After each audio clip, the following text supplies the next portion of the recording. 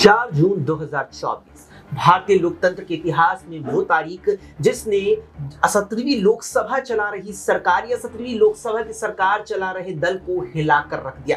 4 जून ही वो तारीख थी जब 18वीं लोकसभा के लिए 543 सीटों पर हुए चुनावों के परिणाम जब जाहिर हुए, जहां भारतीय जनता पार्टी 272 के बहुमत वाले जादुई आंकड़े से पीछे रह गई और महज 240 पर सिमट करके रह गई। इसमें सबसे बड़ा झटका भारतीय जनता पार्टी को उत्तर प्रदेश, पश्चिम बंगाल, महाराष्ट्र और राजस्थान से लगा, तो हरियाणा ने भी भाजपा को हिलाकर रख दिया। जहां बीजेपी 2014 में 8 सीटें, उसके बाद और बेहतर करते हुए 2019 में 10 सीटें पर जीत दर्ज की थी, वो भाजपा अब की बार 5 सीटों पर सिमट कर रह गई। और 5 सीटों पे भी कई ऐसी थी जहां हार की स्थिति बन रही थी, लेकिन बाद में जाकर के कुछ वोट बीजेपी उम्मीदवारों के पक्ष में बढ़े और यहां उन्होंने जीत दर्ज की। भारतीय जनता पार्टी सत्ता से पीछे रह गई और सहयोगी दलों के सहारे अब वो कश्ती में यहां सवार नजर आ रही है। लेकिन अगर हरियाणा की यहां पर बात की जाए तो बीजेपी की राहें अभी और भी ज्यादा मुश्किल होने वाली है, क्योंकि इस साल के आखिर में राज्य में विधानसभा चुनाव होने हैं और प्रदेश में जो मुद्दे बीजेपी के खिलाफ है उन्हीं ने बीजेपी की 5 सीटों को यहां पर जड़ से उखाड़ फेंका है और वही मुद्दे कहीं ना कहीं प्रदेश में भाजपा की सत्ता को भी हिला देने वाले हैं। ऐसे में बात करेंगे हरियाणा पर छिड़े इस महासंग्राम पर आखिरकार बात जरूरी है। नमस्कार, SPN 9 न्यूज आप देख रहे हैं, आपके साथ मैं हूं अक्षय अग्रवाल। अमन जी हमारे साथ हैं, बात करेंगे अमन जी से। अमन जी, हरियाणा से अगर हम शुरुआत करें तो अगर देखा जाए तो कुछ ज्यादा चौंका देने वाले आंकड़े नहीं लगते। हमने बैठ के यहाँ पर चर्चा की थी और एग्जिट पोल भी जो SPN 9 न्यूज का निकल करके आया था, उसमें लगभग 5 से 6 सीटें इंडिया गठबंधन जीतता हरियाणा में नजर भी आ रहा था। और जो यहाँ पर जनता का पोल आया 4 जून को, उसमें भी वही देखने को मिला। क्या इस जनता के पोल को, क्या इन आम चुनावों को जिन्हें हरियाणा के विधानसभा चुनावों की सेमीफाइनल के तौर पर देखा जा रहा था, क्या वाकई में सेमीफाइनल मान लिया जाए? क्या ये मान लिया जाए अब की बार बीजेपी प्रदेश की सत्ता से दूर जा रही है? देखिए, बिल्कुल जाहिर बात है, क्योंकि हरियाणा एक वो राज्य, बिल्कुल आपने सही कहा शुरुआत में, कि जिस राज्य में बीजेपी लगातार दबदबा बनाकर चल रही थी।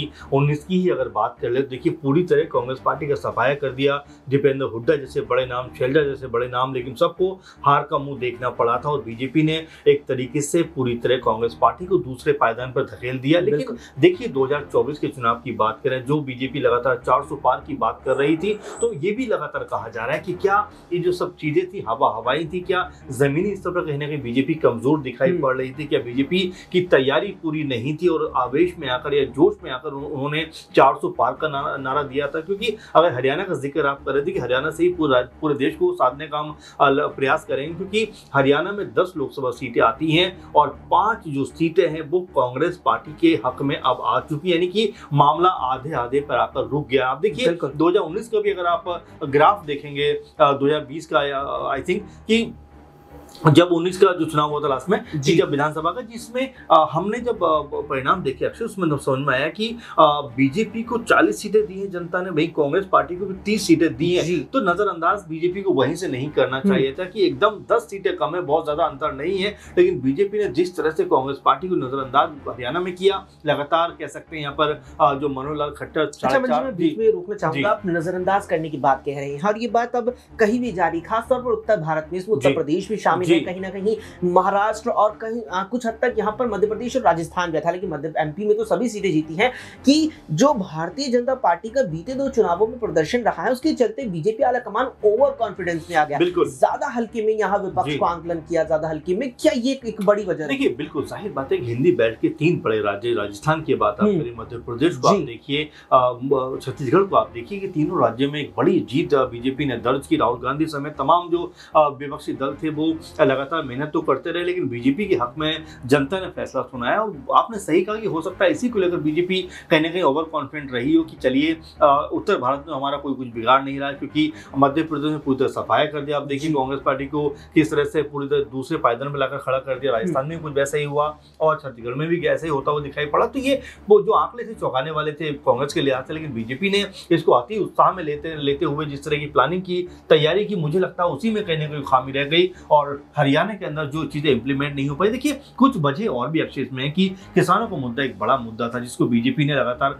हल्के फुल्के ढंग से लिया। आप देखिए कि जिस तरह की बैरिकेडिंग की गई थी, कीले रास्तों में बिछाई गई थी, उसको लेकर किसानों में बड़ा गुस्सा था। यहाँ तक कहा जा रहा था कि क्या हम देश का बॉर्डर लांघने जा रहे हैं, इतना तो कह सकते हैं तामझाम जो भारत पाकिस्तान का बॉर्डर है वहां पर भी देखने को नहीं मिलेगा। तो तमाम जो ऐसी चीजें थी उसको लेकर अनिल विज से पूछा भी गया किसानों ने कि भाई आपने ऐसा क्यों किया था, क्यों आपने हमारे साथ में इस तरह का दोहरा जो व्यवहार वो करते हुए नजर आए। क्योंकि आप देखिए कि किसानों की इस सवाल के बाद अनिल विज भी कहने कहीं चुप नजर आए, उनके चेहरे की जो रंग था वो उड़ गया। उन्होंने यहाँ तक कहा, स्वीकारा बल्कि कि हाँ हम जब गद्दी पे थे तो हमने ही इस तरह का आदेश दिया था, हमने ही सब चीजें की हैं और इसके जिम्मेदार हम और हमारी सरकार। तो आप समझ सकते हैं यहाँ पर बीजेपी किस तरह से किसानों के बीच में घिरी हुई नजर आ रही थी। लेकिन हाँ, ये भी इसमें देखना पड़ेगा अक्षय कि इतनी कह सकते हैं विरोध के बावजूद भी बीजेपी 5 सीटें अपनी बचा ले गई। मेरे ख्याल से यही उनके लिए एक पॉजिटिविटी की चीज है, क्योंकि यहाँ पर शुरुआत में बीजेपी 6 से 7 सीटें हारती हुई नजर आ रही थी। लेकिन फिर भी उन सब चीजों को छोड़ते हुए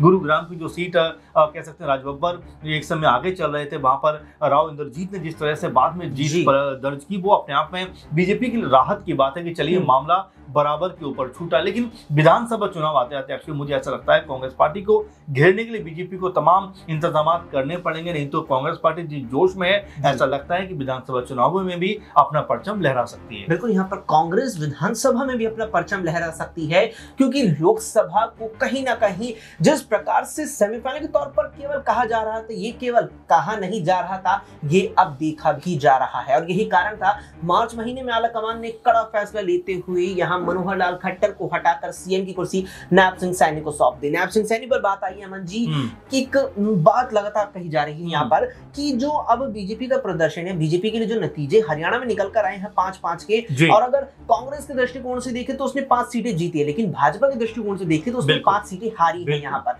क्या इस प्रदर्शन को देखते हुए, क्या बीजेपी के खिलाफ प्रदेश में इस माहौल को देखते हुए नायब सिंह सैनी चुनावों से पहले ही सरकार छोड़ सकते हैं, दे सकते हैं? देखिए बिल्कुल, नायब सिंह सैनी भी विधानसभा का चुनाव लड़े, इस बीच उपचुनाव हुआ, उसमें जीत दर्ज की। लेकिन सबसे महत्वपूर्ण सवाल जो आपने पूछा है कि क्या अब भी बीजेपी की सरकार बच सकती है, क्या अब भी नायब सिंह सैनी मुख्यमंत्री रह सकते हैं? क्योंकि जिस तरह का माहौल और अल्पमत में बीजेपी नजर आ रही है उसमें ऐसा लगता है कि बीजेपी को अपनी सरकार बचाने के लिए बड़ी तिकड़म की जरूरत पड़ेगी। अगर कांग्रेस पार्टी या जो दुष्यंत चौटाला पूरी तरह से अड़ गए तो यहाँ पर अगर फ्लोर टेस्ट होता है तो बीजेपी को सत्ता से जाना पड़ सकता है। बीजेपी को अच्छे से पता है। लेकिन देखिए 2-3 महीने का वक्त चुनाव को रह गया, तो मुझे लगता है कांग्रेस पार्टी भी ये नहीं चाहेगी कि इस तरह से सरकार को गिराकर वो सरकार में आ जाए 2-3 महीने के लिए, और जहां पर उसके ऊपर भी तमाम सारी चीजों के जो आरोप है वो लगते हुए नजर आए या उससे तमाम सवाल पूछे जाएं। क्योंकि आप सत्ता में होते हो चाहे 3 महीने या 6 महीने के लिए आप जिम्मेदार हो जाते हो, तो इसीलिए कांग्रेस पार्टी शायद इससे बचना चाहेगी। इसीलिए आप भी देख रहे हैं कांग्रेस पार्टी ने हरियाणा को लेकर कोई बहुत जल्दबाजी नहीं की है, कोई बहुत बड़ी बयानबाजी नहीं की। लेकिन हाँ, ये जरूर कहा जाएगा कि जो नायब सिंह सैनी सरकार है वो कहीं ना कहीं अल्पमत में नजर आ रही है। अब ऐसे में 2-3 महीने के बाद जब पूरी तरह से हरियाणा में चुनावों का माहौल बनेगा अक्षय, तो यहाँ पर क्या बीजेपी जो 2 बार से लगातार हरियाणा की सत्ता पर काबिज है, क्या वो वैसी रह पाएगी, या इस बार कांग्रेस पार्टी विधानसभा चुनावों में भी लोकसभा चुनाव की तरह बड़ा उलटफेर करने वाली है? बिल्कुल, यहाँ पर बड़ी बात निकल कर आती है, क्या भारतीय जनता पार्टी अब की बार राज्य की सत्ता से भी उसकी विदाई हो सकती है? क्योंकि मुद्दे एक नहीं अनेक है, चाहे किसान आंदोलन राष्ट्रीय स्तर पर दिल्ली में हुआ वो हो, या फिर किसानों की 13 फरवरी वाली हरियाणा पंजाब से दिल्ली की तरफ अपने जो कदम बढ़ाए थे वो रहा हो। इसके अलावा प्रदेश में जो एंटी इनकम्बेंसी राज्य सरकार के खिलाफ रही है, साथ ही साथ अग्निवीर योजना, इसे यहाँ पुरजोर तरीके से मुद्दा विपक्ष ने बनाया और उस मुद्दे को भुनाने में भी पूरी तरीके से विपक्ष कामयाब रहा। अब यहाँ पर विपक्ष के हाथों में हथियार वो है जो बीजेपी के सबसे कमजोर नफ्स इन चुनावों में हरियाणा में जनता के लिए बना, और वो अब विपक्ष के लिए सबसे बड़ा हथियार विधानसभा चुनावों में भी बन सकता है। वाकई में देखने वाली बात रहेगी कि लोकसभा में 5 सीटें हारने के बाद क्या भाजपा विधानसभा में बहुमत यहां पार कर पाएगी? ये जनता वहां भी उसे अब स्वीकार नहीं करेगी। फिलहाल के लिए इतना ही। देश दुनिया की तमाम खबरों के लिए देखते रहें SPN9।